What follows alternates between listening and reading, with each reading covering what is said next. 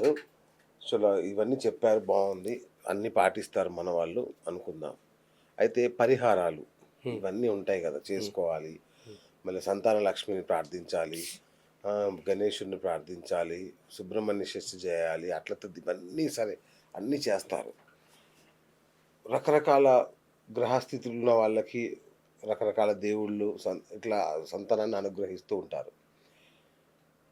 ఈ పూజలు చేయడానికి చాలామంది గురువులు ఏం చేస్తారంటే, ఎక్కడెక్కడో పక్క రాష్ట్రంలో ఉన్న దేవుళ్ళ దగ్గరికెళ్ళండి.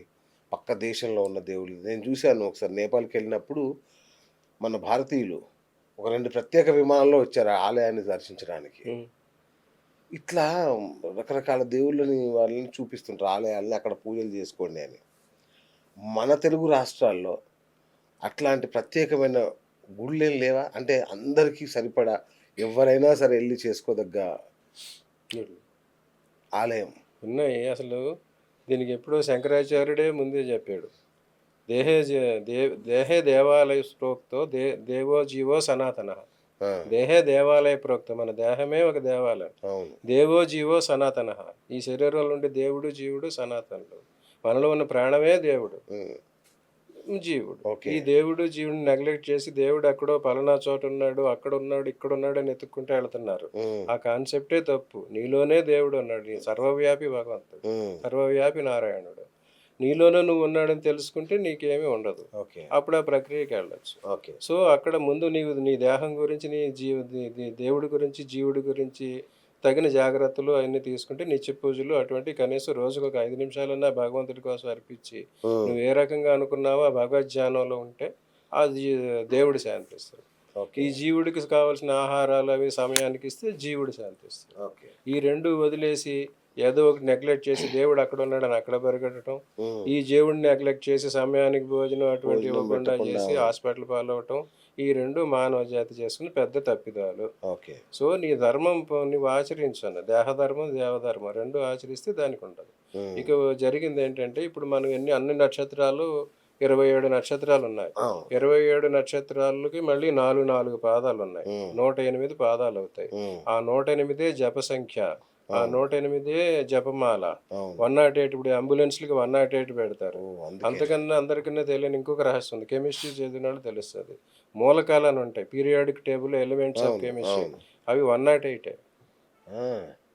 ఒక లెక్క ప్రకారం 108 ఇంకో లెక్క ప్రకారం 118 ఆ ఆ! మూలకాలన్నీ ఒక్కొక్క పాదానికి రిప్రజెంట్ చేసే భూములు ఇవన్నమాట ధాతువులన్నమాట. అబ్బబ్బా! ఆ!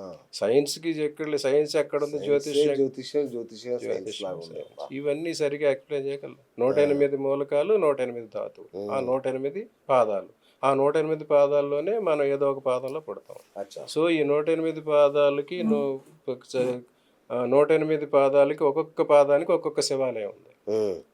మనం హ్మ్. ఏ పాదంలో పుట్టామో ఆ శివాలయానికెళ్ళి జీవితంలో ఒక్కసారన్నా అక్కడ పూజలు చేసుకుంటే మనకి సర్వదోషాలు పరిహారం అవుతాయి. ఓహ్! అవి గోదావరి జిల్లాలు. గోదావరికి అటుపక్క, ఇటుపక్క కొన్ని కృష్ణా జిల్లాల్లోనూ, కొన్ని ఇక్కడ అన్ని మొత్తం ఆంధ్రప్రదేశ్ మొత్తంలో ఈ హ్మ్. 108 శివాలయాలు ఉన్నాయన్నమాట. ఎక్కడున్నాయి గురుగారు అవి? ఎక్కువ గోదావరి పరివాహకంలోనే ఉన్నాయి. అచ్చా! అశ్విని రకరకాల ప్లేస్‌లో ఉన్నాయా? రకరకాల ప్లేసుల్లో ఉన్నాయి. ఓకే. అశ్విని నక్షత్రం ఒకటో పాదానికి ఒక చోట, రెండో పాదానికి అలా ఉన్నాయండి. దగ్గర అంటే దగ్గర దగ్గర ఊర్లు. దగ్గరే ఉంటాయా? దగ్గర దగ్గరే ఆ! ఉన్నాయి. ఒకే ఊర్లోనా? ఓకే. లేదంటే వేరు వేరు ఊర్లు. ఊర్లోనా? ఒక అంటే అది కూడా జస్ట్ చుట్టుపక్కలే. ఆల్‌మోస్ట్ దగ్గరగానే ఉంటాయి. సో, ఆ 108 శివాలయాల్లో మన నక్షత్ర పాదానికి ఏ శివాలయం అని ఆ! అక్కడికెళ్ళి అక్కడ జీవితంలో ఒక్కసారైనా ఓకే. వీలైతే మన కష్టాలొచ్చినప్పుడైనా, లేతే మన సంతోషం కలిగినప్పుడైనా వెళ్ళి అక్కడ ఆరాధన, పూజలు చేసుకుంటే ఆ! ఎటువంటి దోషాలు, భయాలు ఇంకుండవు. ఓకే. ఇప్పుడు చెప్పాం కదా! Preventive maintenance and break down maintenance 2 ఉంటాయి. హ్మ్. బండి మన కారు రోజు మంత్లీ దానికి పంపించటం, సర్వీస్ చేయించుకురావటం అది అవును. Preventive maintenance. అవును. అనవసరంగా డబ్బులు దొబ్బుతున్నారు ఎందుకురా అని ఆపేసి బ్రేక్ డౌన్ ఆ! అవుతుంది. ఆడిని అవును. పట్టుకొచ్చి చేయటం. అవును. సో, ఆడిని మోసుకొచ్చి టో పెట్టి బండి పట్టుకెళ్ళి మళ్ళీ అవును. హాస్పిటల్‌కి ప్రివెంటివ్ మెయింటెనెన్స్ చేసుకుంటారా? బ్రేక్ డౌన్ మెయింటైన్ చేసుకుంటారా? ఓకే. రోజు పూజలు చేసాం, భగవంతుడిని ఆరాధించడం, నీ దేహ ధర్మం, జీవధర్మం పాటించడం ప్రివెంటివ్ మెయింటెనెన్స్. హ్మ్. ప్రాబ్లమ్ వచ్చినప్పుడు పరిగెత్తడం ఇవన్నీ ఎక్కడ పెడితే అక్కడికెళ్ళటం ఇది అదే గురుగారు ఇప్పుడు 108 దేవాలయాలని జెప్పారు గదా! ఇది బావుంది. అంటే ఎవరైనా అక్కడ పూజలు చేసుకుంటే వాళ్ళ సమస్యలన్నీ తీరుతాయి. అవును. అది సంతాన సమస్య కావచ్చు, ఏ ఏ సమస్య రకమైన సమస్యలు వారి ఉన్నా జన్మజాత సమస్యలన్నీ వండర్ఫుల్, వండర్ఫుల్. అయితే నేనేమంటానంటే గురుగారు, మన చాలామంది భక్తులున్నారు. వాళ్ళందరూ కలిసి లేదంటే నెలకొకసారి గానీ, అట్లా మీతో వద్దామనుకుంటే, మీతో వచ్చి మీ చేతుల మీదుగానే ఆ ఆలయాల్లో 108 ఆలయాల్లో పూజలు చేసుకోవాలంటే కుదురుతుందా? చెయ్యొచ్చు. ఆ! ఎవరైతే వారి జాతకాన్ని పరిశీలించి, ఆ! వారి నక్షత్రం ఏ పాదంలో ఉంది, ఆ పాదానికి ఏ దేవాలయం ఆ! అన్నది చెప్తాం. ఆ! అలాగే ఆ నక్షత్ర పాదాల్లో జన్మించిన వాళ్ళు ఒక 10 మంది, 20 మంది ఒక గ్రూప్‌గా కలిసొస్తే హ్మ్. వాళ్ళందరినీ తీసుకెళ్ళి వాళ్ళకక్కడ మనం ఓకే. కావాల్సిన ఓకే. పూజలయి అచ్చా చేయించొచ్చు. ఏ అన్నీ అక్కడే ఉన్నాయి గాబట్టి, అన్నీ. ఏదున్నా ఏది అశ్విని నక్షత్రం ఒకటో పాదానికి పలానా ఆలయం. ఆ! అక్కడ తీసుకెళ్ళి వాళ్ళందరూ అశ్విని నక్షత్రం ప్రథమ పాదంలో పుట్టిన వాళ్ళంతా ఓ 10, 10 మంది, 20 మంది ఒక గ్రూప్‌గా వచ్చారంటే ఆ! వాళ్ళని మనం అక్కడ తీసుకెళ్ళి ఓహో! చేయించొచ్చు. ఓకే. అటువంటిది కూడా వాళ్ళందరినీ మనం రైట్. చూడండి ఫ్రెండ్స్, మీకు ఈ నంబర్ కనిపిస్తుంది గదా! ఈ నంబర్‌కి మీరు గనుక ఫోను జేసి, గురువుగారితో ఈ ఉభయ గోదావరి జిల్లాల్లో ఉన్న శివాలయాల్లో 108 శివాలయాల్లో పూజ గనుక చేయించుకోవాలనుకుంటే, మీరు రిజిస్టర్ చేయించుకోండి. గురువుగారిని తీసుకొచ్చే బాధ్యత నాది. మనం ఎళ్దాం. ఎళ్లి అక్కడ విశేష పూజలన్నీ చేసుకోవచ్చు. అంతే కదా గురుగారు? అట్లనే. రైట్. అంటే మీరొస్తే మన వాళ్ళు గూడా వస్తారు. తప్పనిసరిగా. మీ చేతుల మీద జరిగితే ఇక బ్రహ్మాండంగా ఉంటది. దైవ సేవ, మాధవ యెస్. సేవ, మానవ యెస్. సేవ. యెస్. గ్రేట్. గ్రేట్ గురుగారు. సో, ఫైనల్‌గా సంతాన ప్రాప్తి కలగాలి అంటే ఎవరైనా ఏం చేయాలి? ఎలాంటి పద్ధతుల్ని పాటించాలి?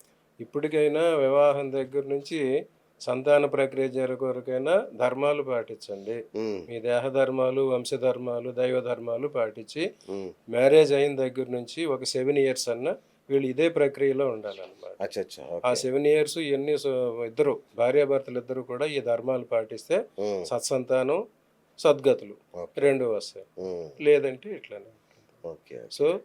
ఇప్పటికే ధార్మికత వైపు ప్రజలకు వస్తున్నారు. హ్మ్. ఇంకొంచెం పెరిగితే అవును. అందరికీ మంచిది. ఓకే. థ్యాంక్ యూ గురుగారు. Thank you so much. So, విన్నారు గదా! చాలా అద్భుతమైన అంటే సత్సంతానం కలగాలి అంటే ఎన్ని పాటించాలి, ఎన్ని నియమాలు, ఎన్ని ధర్మాలు, ఎన్ని పూజలు, ఎన్ని వ్రతాలున్నాయో చూసారు గదా! సో, వీటన్నిటిని పాటించండి. ఎందుకంటే సంతానం కలగడం ఒక్కటే మన ఉద్దేశ్యం గాదు. ఈ జాతి భవిష్యత్తును, ఈ దేశ భవిష్యత్తును, మానవాళి మనుగడను నిర్ణయించేది గూడా మీరు తల్లిదండ్రులుగా మీరు చేయబోయే ఆ పవిత్ర కార్యం వల్లనే. అది గూడా దానికి మంచి సమయ సందర్భాల్ని చూసుకొని, ఆ యొక్క పవిత్ర కార్యాన్ని నెరవేర్చండి. సత్సంతానాన్ని కలగజేయండి. ఆ సత్సంతానాన్ని గూడా మంచి బుద్ధులు నేర్పించడానికి తల్లిదండ్రులుగా మీ వంతుగా సమయం ఇవ్వండి. డబ్బులు గాదు. డబ్బులిస్తే సత్సంతానం కలగదు. చెడిపోతారు పిల్లలు. మంచి సమయం ఇవ్వండి. వాళ్ళని గూడా ధార్మికులుగా తయారు జేయండి. ముఖ్యంగా ధార్మికుల్ని తయారు జేయండి. మన దేశం ఎంతో ముందుకెళ్తుంది.